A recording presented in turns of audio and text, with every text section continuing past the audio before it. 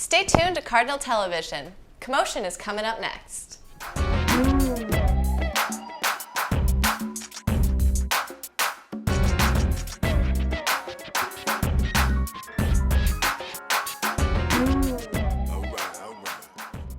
Welcome to Commotion, Cardinal Television's pop culture debate show. I'm your guest host, Caitlin Murphy. The rules of Commotion are simple. 3 panelists will give 6 different topics to rant, rave, and debate about. At the end of the show, the winner will be chosen by yours truly and allowed 30 seconds of airtime to talk about anything they choose. So, without further ado, let's meet tonight's panelists. First off, we have Chase Reeves. Next, we have Anna Cuthbert. And finally, we have Miles Young-Thonrton. Now, let the commotion begin. Rochester native and national soccer icon Abby Wambach was arrested early Sunday morning and charged with a DUI. Since this news broke, many have rushed to her defense with statements that read, "She is only human, and everybody makes mistakes." In addition, many claim that the media is being too hard on her. What is your impression of the situation? Is the media coverage too harsh, or is this type of coverage justified based on the charge? What do you think, Anna? I would like to start off by saying, give her some privacy. Everybody makes mistakes. If an average person gets a DUI, they might not be on the news, so why is she? I know she's known for playing soccer, but she's since retired, and I think we need to give her privacy. She was respectful in the situation. She didn't wave her fame around in the police officer's face. She was respectful. You know, I think it should just end there. All right, do you guys agree with that sentiment? You know, I don't think the media is being too harsh on her. I think everybody else is. I've heard a lot of people making comments about her sexuality and really shaming her for that. And I don't think it's right that she drink and drive, but luckily no one was hurt. But she should not be just getting a slap on the wrist for this. Like, she could have killed somebody. She could have killed herself, and she should be held to a higher standard because she is such a national icon, even global icon. She's the best women's athlete, not women's athlete, but women's soccer player in the world. And I think that she has a lot of role models or a lot of people that look up to her as a role model. And she shouldn't be doing this at all. So what you're saying is people shouldn't be attacking her personally, but she should be punished for the charge? Yeah, it's just people are taking it a little too far with shaming her for her sexuality, like I said. But I don't think the media themselves are attacking her personally. No. Are they shaming her for her sexuality because of the DUI? Well, they aren't shaming her because of it, but since it happened, people are attacking her, like, in that sense. Do you have anything to say?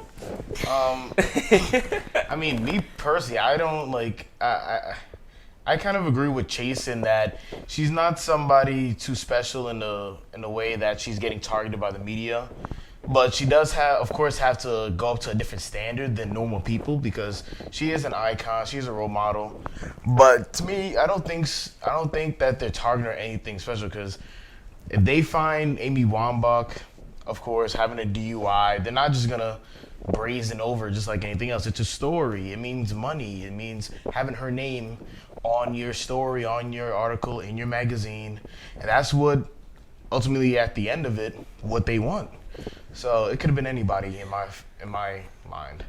Now, do you think it has to do just with the fact that she got the DUI? Because I know, for example, a lot of NFL players can get charged with drunk driving and things like that. And typically you only see it under like the ticker tape on ESPN. But Abby Wambach seems to be getting countless news coverage. Do you think there's a reason between that difference? I think she is. I think the difference is because she is a global phenomenon. She's the leading goal scorer for women's FIFA, I'm pretty sure, World Cup. But yeah, she just needs to be held to a higher standard. She needs to hold herself to a higher standard. Yeah, I think that although other athletes do run into these situations, such as NFL players have issues all of their own, it would appear. And I think that since so many young females look up to her, I would agree with what both of you have said, that she should probably be held to a higher standard in the sense that she is a role model to children. But yeah, I don't know. Still give her privacy. She does need to be punished, but I think she should just be punished for as any other person would be. Yeah, I'm not saying she's like a bad person or anything. You want to go? You go? To me, it's like, when you think of it like that, really think of who are we talking about. The NFL has hundreds of players, while the U.S. National women's soccer team has, of course, her name in it and maybe a couple other dozen big names in it. When you're talking about the kind of size and enormity, the NFL, all that news is watered down. Whereas the U.S. women's national soccer team, that it's not like you could say each of them can just get watered down also. They're all big individuals. NFL player, you can be a second string and also be in the NFL and also get a DUI, but you're not that important to really put in the news.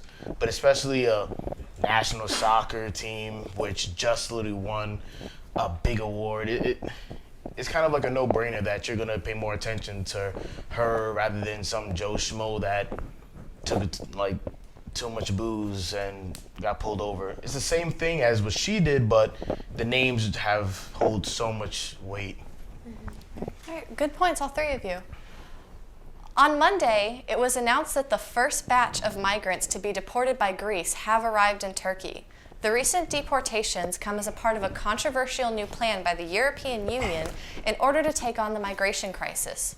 202 people from multiple different Middle Eastern nations were deported for failing to apply for asylum.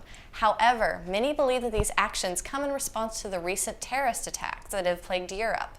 What is your impression of these deportations and the refugee crisis as a whole? Chase, do you want to start this out?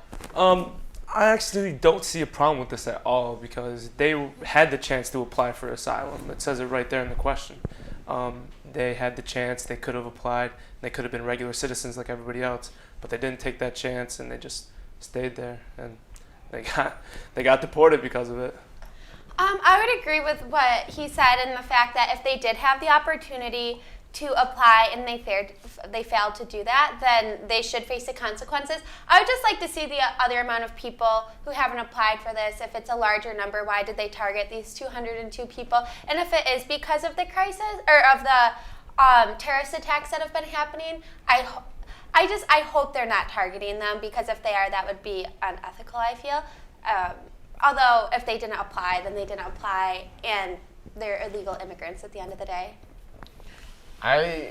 Me personally, I disagree. I think it's very crazy that they deported them, because it's something that for them to stay in their country is, to me, when I look at this situation, I see it as if for example, America, another country said, yeah, you guys had to leave, it's dangerous there.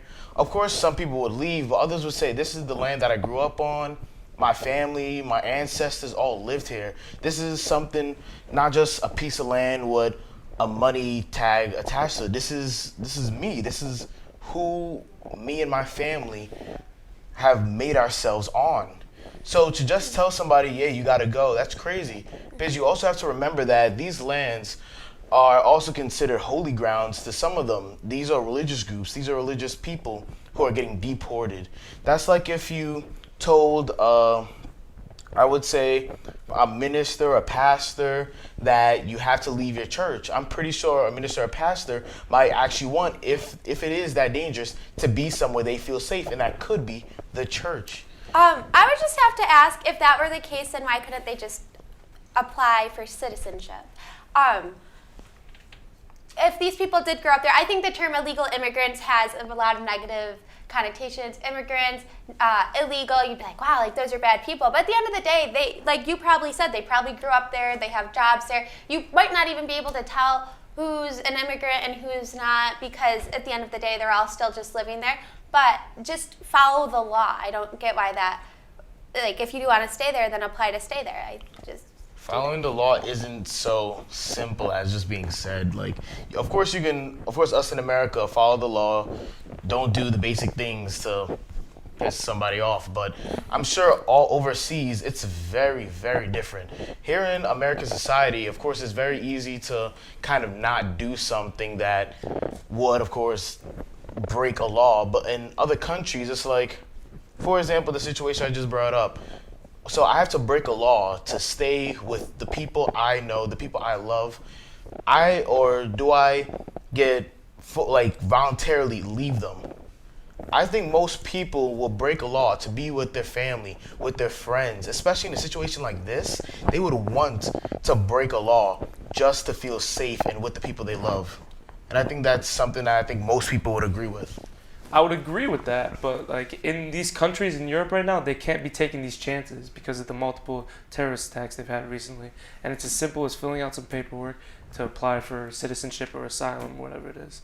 It's not that hard. Now, a large criticism that has come up is that a lot of these people cannot apply for asylum because when they come from areas such as Syria, their papers have been destroyed by ISIS. Do you think there should be an extension for those people or another means for them to get asylum? Well, obviously, I think they should be able to get it. There should be a way to prove their identity. I feel bad for them that their identities have been destroyed, but it's just... That's terrible. Yeah. That is just absolutely terrible. If they can't fill out the paperwork because it's been destroyed and they have no way of doing it, and they're just fine people, they've not broken the law, that's just sad. But I'm still on the side is that you can't take chances in these situations anymore. I think Oh, go ahead. I was thinking that, like, of course, maybe recently there have been a few noticeable terrorist attacks, but if you do look at records of what's happening in the Middle East, there's terrorist attacks that happen literally numerous times a month that, of course, us in America, we wouldn't hear, or maybe even the folks in Europe wouldn't hear, but it literally happens every single day. So it's almost like, why would all of a sudden that be deemed as a reason to deport people, to take them away from what they know? Yeah, well, that's true. And honestly, I think 2016 is showing all of us that there's no easy answers for this world. Well, it looks like our panelists are warming up, but let's see if they can keep up the energy after this break.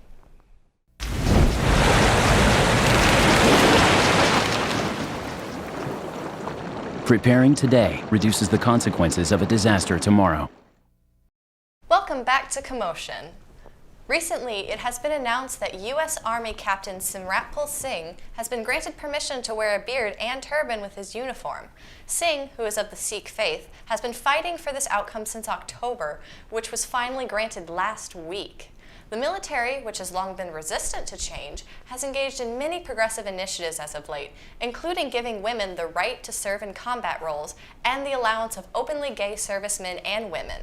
Some claim that the military has become too progressive, while others feel it is simply updating appropriately with the times. What is your growing belief on this growing progressivism demonstrated by the military, and how, if at all, will these initiatives impact American society? Miles, do you think this is a good change or a bad change? I think this is a great change because I believe our military has to be progressive. Because if you just keep it stagnant and literally in one mind state, then that's where it comes into play of a soldier doing something stupid because they're used to one kind of mindset. And I think the people that go against it, maybe, not to go crazy, but maybe actually ignorant, because there's no reason why you may think this person is anything like ISIS or the other terrorists in the Middle East. Because one, if you know what a Sikh is, it's a religious group that believes in peace and us coming together. Nothing like the terrorists that we see on the TV now. I would have to completely agree with what you're saying. I think it's very important for the U.S. to be progressive in things like this, especially in the Army and in the military, because the soldiers aren't all the same. White male coming from a nice home, white picket fence. People might be gay. People might have different religions. People might have all different viewpoints, but at the end of the day, if they're an American soldier, they're one of us, and I think that needs to be reflected in the Army and in our armed forces, because that's just America, you know? America is not just a white nation. It's not just a Christian nation, and I think it's great that he wants to wear a turban and that gay people can be online and a female can be in charge, and I think that it's long overdue. Yeah, I think this is kind of a tough topic because I think we're all on the same page here. We live in a different time than our parents and past generations. We don't have the same views as them. I think we all have been exposed to diversity from the beginning of our lives, and it's just Shame that it's taken this long. Yeah, I think tradition is crumbling. I just actually had a different debate about this today, and tradition is not really something, it's respectable, but at the same time, it's not the foundation of anything anymore. We're a changing nation, and to tell someone they can't be something just because they're born a certain way is not an excuse to anything. Now back to that tradition, because I know a lot of people who stereotypically have the, support our troops and we need more military funding to support our troops are ironically usually the people who are against these reforms. Why do you think that they would go against these people since they're fighting for the cause of freedom, which they keep broadcasting so much? I think what you said, it's ignorance. Yeah. I'm sorry if they want to donate money to only white people. They can donate that to a white society or a Christian society, but yeah, like. I think a big thing that we need to understand is that, just like what she said, is that people have a kind of a stigma saying that America is a Christian society, a Christian nation, when it is not. And if you read the Constitution, it's never really meant to be that. It's supposed to be a mixed society of people coming together from all religions, race, and creeds. Mm-hmm. And for you to vouch for or to support something that's blocking out a specific race, religion, or creed, then that is completely un-American. Mm-hmm. It doesn't make sense. I can see where people against this would be coming from because our military needs to be a unit, and differences could split that up and make it hard for us to get what we need to get done. Mm-hmm. So I think diversity would increase the success, because if everyone's coming from the same background with the same views, you're only going to have the same You're going to be on the outlook. same page. You're going to be having the same outlook entering something. But sometimes that leads to social loafing, and you don't see all of the different opportunities and aspects of a certain situation. Whereas if you have different viewpoints, and people might say, hey, but did you ever think about this? And well, I come from a different background, and this is what we think. Let me give you some insight on that. So moving forward, we have all the bases covered, rather than this one that we know really well. But the military isn't some happy get-along group where everybody's sitting No, down talking I about think society. They have a little commotion, you know? That was but so cheesy. I do agree that, of course, the military is not something that we all just come together and it's all happy things and it's just getting along. Of course not, but you have to remember that going into the military is a commitment. These people, the reason why they allow these things of having openly gay people in the military, on allowing this man to wear his sacred headdress, is because these people had to prove how much they love this country, how they were dedicated to not letting their differences get in the way of their ultimate plan of gaining freedom for other people, about dealing justice.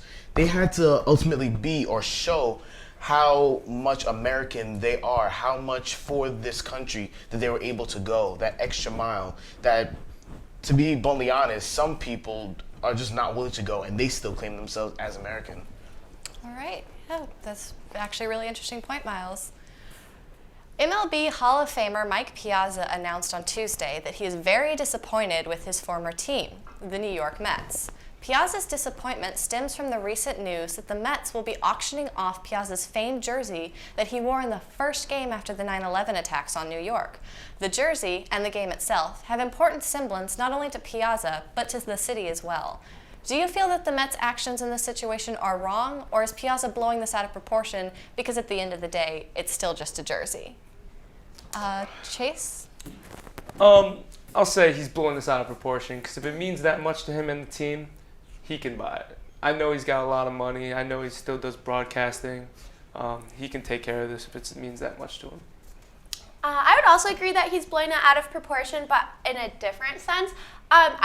It's very symbolic that he wore it after the 9/11 attacks, but I think by selling it, it's showing that we're moving on and we're stronger. And I mean, look at the site of the attacks. They've since changed them. Every year we still honor this horrific event, and I think that's what needs to continue to happen. But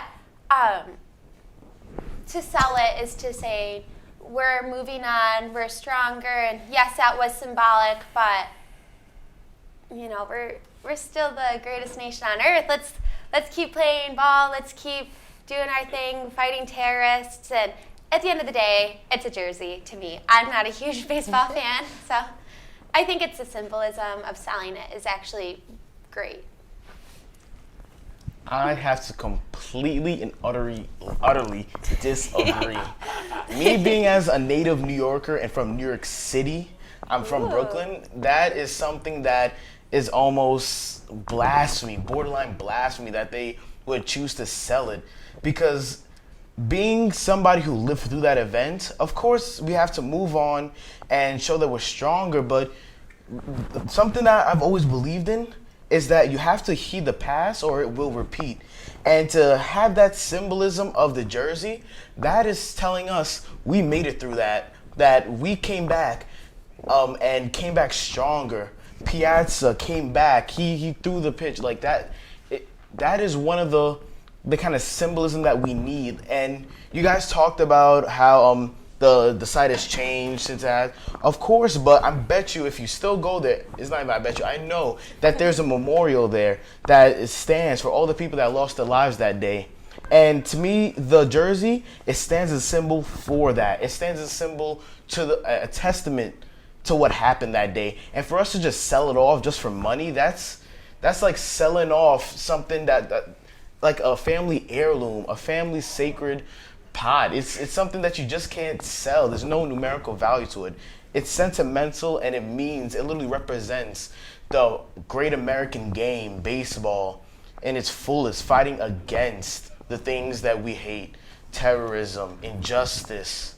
That is something that can never be replaced. And for them to choose to auction it off just for thousands of dollars, I think that's literally a spit in the face. And I commend Piazza for going against it, because I know that it's not just because it's his jersey or he doesn't want his jersey being sold. It's much more than that. It's because he doesn't want his jersey being sold, his jersey, his name to be sold just for some coin, just to be sold off, just because it's part of that. I think that's disgusting. You actually raised a great point, and you might have changed my mind on that. Have you ever been to the 9/11 memorial? Yes, I've been there actually numerous times. All right, have you been to see this jersey? His jersey? I personally have never seen his jersey, but in high school we had to read, we had to see articles on it. We actually had to write up about that first game and how it was a big event for New York because it represented us bouncing back from it. That's really cool. All right, well, great job again, panelists. With only 2 questions left, we're soon going to find out who's going to come up on top. But before we get to that, we're going to take a break. G-morning, sunshine. Wakey, wakey. You up? What'd you dream about? Me? JK. Text me back. I'll keep texting till you wake up. Are your parents home later? Is it something I did? Exclamation point, question mark? This isn't a joke. Hello? Text me. And welcome back to Commotion. Let's get into our last 2 questions. Recently, a German newspaper has leaked 11.5 million documents called the Panama Papers, showing how the world's richest have been using a secret offshore tax havens to avoid paying taxes to their countries. Leaders from Pakistan, Egypt, and Syria have been named.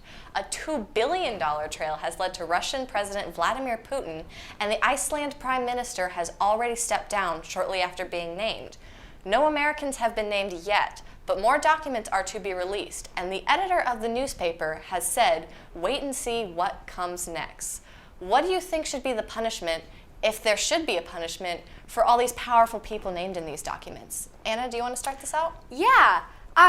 First of all, I think they should be subject to pay all the taxes that they missed out on, because if anyone in their nations forgot to pay taxes or hid their money, they would be prosecuted to the full extent. Their house would be taken away. They could be thrown in jail. So I think they should be treated like any other citizen of their nation who didn't pay their taxes would be treated, because I think these people are very they're not doing the right thing, and I think they need to. And then they should. The one person stepped down. I think a lot of them will probably have to, because no one will take them seriously. No one will take their policies seriously, and they're not great leaders. Yeah, I think I have to agree with that. That I think they should be dealt the hand that they've, I guess, given themselves by trying to skip out on money. But I think it shouldn't be up to maybe just one person. I think they'll literally be dealt to the laws that their own country has would have For example, in America, you could go to jail for something like that, running away from taxes. Yeah. And I think it's something that's really serious, and not only, we shouldn't just only look at like the amount of taxes that they've taken away or the amount of like misdeeds that they've done, but we should also kind of look at like these people are powerful people that are literally duping kind of like their own people. Take that into consideration, that it's something that has gone under the hood for this long, and it was actually for quite some time Yeah. not even known. Look at, if they had paid taxes, how much would it have been, and how much did they have to tax the normal taxpayers in order to make up that deficit? Because that's not fair to the entire nation of the people who are hiding their money, and in return, their people have to pay more taxes to pick up the slack, and that's just not okay. These people are not leaders; they're criminals. They need to be prosecuted. Chase, do you have any ideas about this? This just sickens me because, like, it's not new news that these people have been doing this. Like, everybody knows. I know there's going to be a lot of Americans that are going to come out in these documents, and, like, just sad to me. But as far as the punishment goes, I think all of their assets that are in these offshore accounts should be seized immediately and given back to the people for public works, whatever, roads, schools, taxes, whatever they need. Because this just isn't right. Like, just makes me sick. I'd be interested also, to a certain extent, to see where this money itself is coming from. Where obviously it's a large amount, so that's why they're putting it in offshore accounts. But is it clean money? Is it dirty money? Look into that as well. And if that's the case, if it's dirty money, go that next step and fully follow through to set an example for people to say you can't do this, and you can't. Are you done? No, you go. Okay. You finish what you got. Like, if it's illegal money, definitely take it and prosecute them for that as well. the only problem with this is, like, the people that are in these documents and what we're saying we should punish them for, these are the guys that are going to be dealing out the punishments. These are the guys that are running the world. They have all the money. Well, that's why you would hope that they have a system in place where not one person is handing out all of the punishments. And, if one person's in charge and the other person in charge is their friend, they need to be able to set those personal relationships aside. And if they want to create a fully functioning government, then they need to be able to actually punish them. And if they're the ones in charge, like if our president was doing that, the other representatives of our nation would impeach him. And I guarantee it's not our president doing this, but I guarantee it's all the other representatives. Most of them. Russian President Vladimir Putin. I'm not talking about I'm talking about our president. Oh, okay, yeah. Hopefully our president hope isn't doing not. it, but I guarantee a lot of politicians I wonder are. if any of our presidential candidates are doing this. That would be that's interesting. a good thing to look into. I Wink, would wink, Donald wink, Trump. wink, Donald Trump. All I know 11.5 million Hillary. documents. All I know is that I wish I had $2 billion just to hide away for a rainy day. Yeah. Well, maybe between all of the people in America who are hiding their money, we'll get a little economic stimulus, and not $2 billion worth of it, but maybe a few $100s. Who knows? That would be nice. Unlikely, but I just think it's kind of crazy that it's taken this long yeah. for like something like this to happen, because it's always been, even in the movies, how the super big expensive people have like offshore Swedish bank accounts. Of course, it's not gonna I happen. think it's a lot of, if one person's going down, a lot of people in the same setting are probably going to be going down. 11.5 million. Well, and now we're going to move on to a different kind of money issue, but this one in our own home state. New York State Governor Andrew Cuomo has just signed 2 laws into effect. The state will now make a gradual increase in minimum wage until it is $15 an hour in 2021. Along with this, Cuomo passed a bill that allowed paid family leave for 12 weeks. That not only includes the mother of the child, but offers the father leave as well. Do you think these bills will help or harm the state? Miles, do you want to start this one off? I think that this bill actually have, of course, its pros and cons, but I believe if you give the mother and father the leave, of course it will lead to, of course, some instances where both of them won't be working but still get paid. Hopefully, I'm hoping that, of course, that extra money would actually help them in any kind of situation that they're in, and it'll actually bounce back and go back into the economy, and of course, helping us as a whole in the end. But of course, the politics and the economy nowadays is very, very static and weird, so it's all up to assumption. I will go next. So I'm going to talk right now about how both the parents get paid time off, which I think is great. I think we're in an age right now where we're talking a lot about feminism, and it's not just crazy people, like crazy women who are like waving their bras in the air. Like, this is a serious issue. Women are still making 79 cents to $1. So I think it's a double-edged sword. So if we're saying we want more power in the economy and we want more power in the workplace, I think that we also have to give men the same amount of power. And okay, so if men want to stay home and women want to stay home, then great, they're on equal playing fields. I think this is a great step in the right direction to gender equality.